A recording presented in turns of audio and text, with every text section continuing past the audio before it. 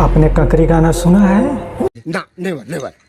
तो समर सिंह के आवाज में आइए सुनते हैं, प्रस्तुत करते हैं समर सिंह के आवाज में। अरे रुकिए मैडम, रुकिए, कहाँ कहाँ ककरी लगाती हैं? ज़्यादा लगाएंगी तो छीन जाएगा, इसीलिए लगाना नहीं है, उसको खाने वाला चीज़ है। समझ रहे हो? समझ रहे हो आप? समझ रहे हो?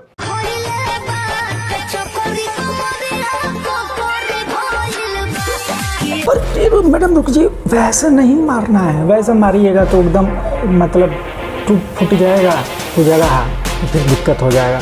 बड़ा हरामी हो बेटा। समर भैया, गाना आप कैसा लगा? किसी ने सोची ना होगी।